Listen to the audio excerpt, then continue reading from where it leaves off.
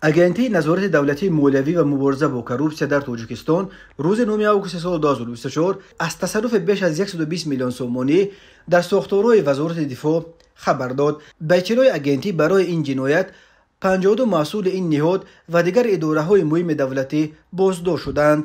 пулеро ки бояд барои либосу хӯроку нигоҳубини сарбозон ва барои муҳофизати амнияти кишвар сарф мешуд, ба гуфтаи мақомот бо мусоидати чанде аз масъулон тасарруф шудааст.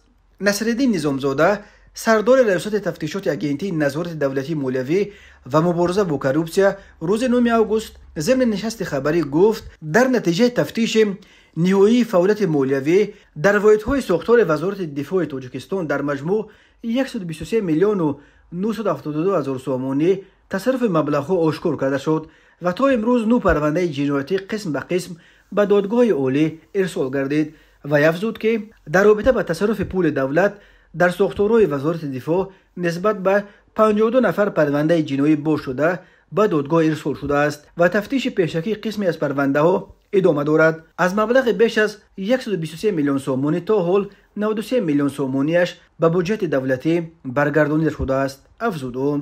агентии вазорати давлатии молиявӣ ва мубориза бо коррупсия мегӯяд 52 нафаре ки барои дуздии маблағ нисбаташон парванда боз шудааст, ғайр аз масъулони вазорати дифоъ, ҳамчунин дигар идораҳо низ аз қабили палатаи ҳисоб ва вазорати молия низ мебошанд.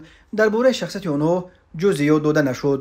рӯзи 9 август дар нишасти хабарии вазорати молиявии Тоҷикистон тасдиқ карданд ки як корманди ин ниҳод дар робита ба камомади маблағ дар вазорати дифоъ боздошт шудааст. Юсуф Маҷидӣ, муовини аввали вазири молия, гуфт, ба сабаби идомаи тафтишот ҷузъиёти қазияро шарҳ дода наметавонад.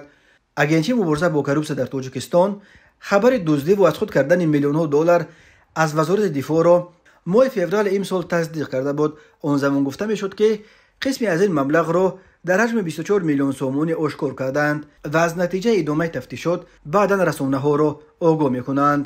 суистифода аз пуле ки барои сарбозону афсарон ва муҳофизати марзу бӯми кишвар ҷудо шудааст, дар ҳолест ки дар гузашта нигарониҳо аз таъмини номуносиб дар қисмҳои низомӣ садо додааст.